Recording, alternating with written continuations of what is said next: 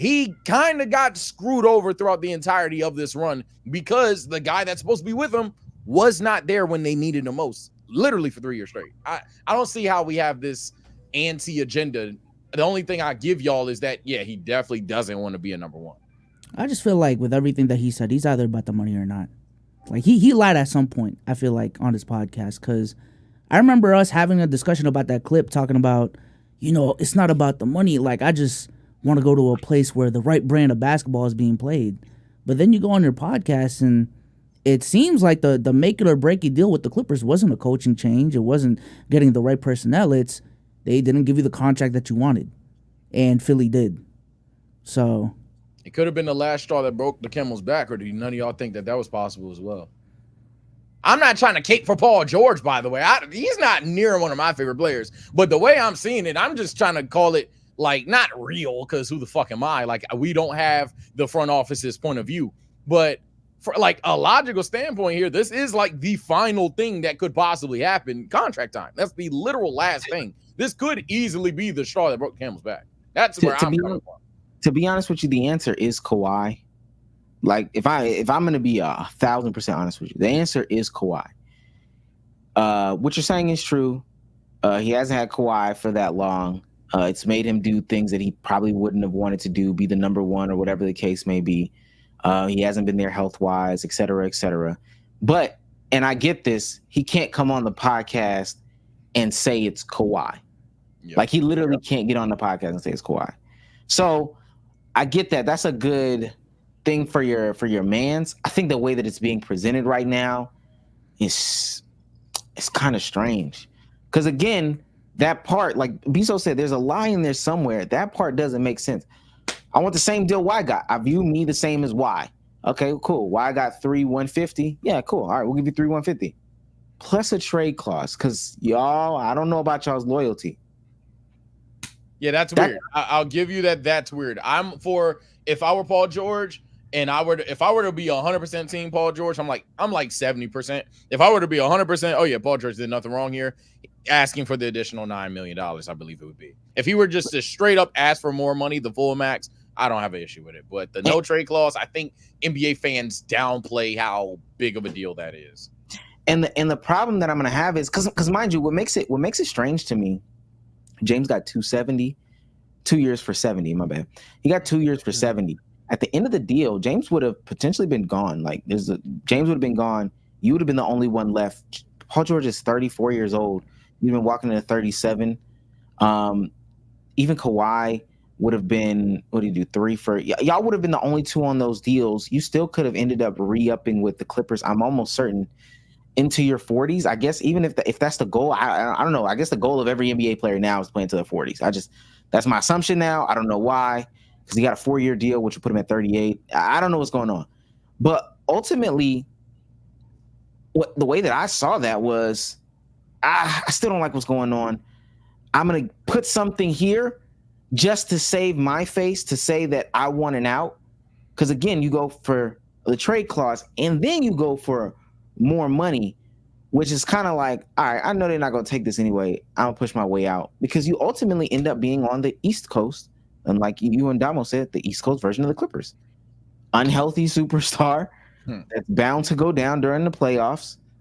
Expectations being put on you. And then Tyrese Maxey. That doesn't make sense to me. It doesn't make sense to me. Yeah, I don't think a soul up here, even myself, is arguing that it isn't clearly about the money. However, I guess the main question that we'll probably never get until we ever somehow, some way get the front office point of view is if Paul George is doing this for the money out of like a respect thing. Because we are skipping over it, but do the math. 2 years 60 is kind of crazy compared to 3/150. So I do see if that's something that was like, like what the fuck was that, gang? But outside of that, I mean, I guess the only thing that I'll even give Paul in that regard as well is if he knows damn well at some point he's going to have to be the number one or the number two, and maybe this is a troll way of saying it, but at least in Philly, probably going to have to be the number two one day when Embiid get hurt. In LA, he's going to have to be the number one. And if he's going to have to do some shit he don't want to do, and this is not my real argument, but it's kind of like a half troll, half serious. If he gonna have to be the number one, shit, pay me number one money then. Fuck it. Is 2 years $60 crazy for Paul George though? Before we move on. In terms of asset management, not necessarily, but he will never sign that contract. And if you're a Paul George fan, you would never have him sign that contract. Now, I guess a weird conversation to have is how should Clipper fans feel? And Clipper fans could be pissed. I don't think they necessarily have to be understanding about what Paul George did. DeMar DeRozan signed a 3-year $75. I don't think that's crazy. Personally, it's crazy if they had a prior. If I think they're, I mean, at this point of their careers, I think DeMar and PG, at least to me, are in the same realm. I don't know if I do. They're about the same tier. I ain't gonna lie. Because his defense isn't what it used to be. Like his defense is genuinely living off reputation, and offensively, I mean, you're gonna get what you're gonna get. But so far, what we've gotten from Paul George offensively, especially when it matters the most. Not gonna lie, you can get that from DeMar DeRozan. Just saying, they're the same tier of player. That you want them as your number 3. Hey, you're about to see DeMar as a number 3 on the Kings. I'd put money we're about to see a good year from DeMar. I'm gonna have to. Maybe I'm an omni casual here. I doubt it. I think most people will even be. I think the casuals even be on my side. If anything, I'm gonna have to heavily disagree. I think Paul George, even if his defense has regressed, just because he's a more versatile offensive player alone by nature, he's able to space the floor better, create his own shot better, pretty much do everything outside of mid-range. What does DeMar DeRozan? Paul George would also be getting paid more in this situation. What you call it? Creating his own shot is where I disagree. He's definitely spaces the floor better. He's a better 3-point shooter. But in terms of creating, he creates more effective shots better than DeMar DeRozan. 100%. Incorrect. Oh, I don't know about 100%. Incorrect. I disagree. I'm gonna say we agree to disagree there. In terms of shot creation, they are on the same realm. I'm not saying DeMar's better. They're the same realm, same tier. Paul George can do it from 3, shots. and DeMar can do it from 2. Let alone, I think Paul George can also attack the basket rather well. I think the only thing you would be like, oh, DeMar is better at getting to a spot in the mid-range area better, I guess. But then when has that directly correlated to championship success, especially when we're factoring where DeMar's value on that totem pole is? If a guy like hypothetically in the dream world, Giannis does it, they do, yeah, sure, they go to champion, they have a championship caliber team. If an SGA kind of guy can do it, sure, they have a championship caliber team. But if, for example, Josh Giddey or, for example, Bobby Portis is doing these kind of things, it kind of is like, I would rather take the guy that, and by the way, we are downplaying his defense in my opinion, but I'd rather take the guy that is definitely a superior, like far better 3-point shooter, while he can also create shots in the mid-range area. That's why I heavily disagree there.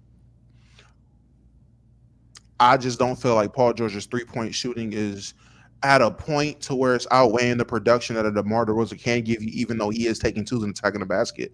Well, again, if you're talking about being a better spacer and being able to shoot from deep and having that 3-point element, cool. I agree there. But in terms of creating a shot, and then at that point, I will ask you, at what volume is Paul George creating these 3-pointers? And I'm not saying compared to DeMar DeRozan, but just in general to where we're saying, okay, him self-creating 2 of the 5 threes he's taking a game is outweighing what DeMar DeRozan is creating, again, from a production standpoint, where these guys are both genuinely producing at the same rate. Unless I'm bugging, I will have to look at these last 2 seasons, and Paul George will have to be producing on a scoring level, on a level that DeMar just isn't doing without threes. Like I don't know.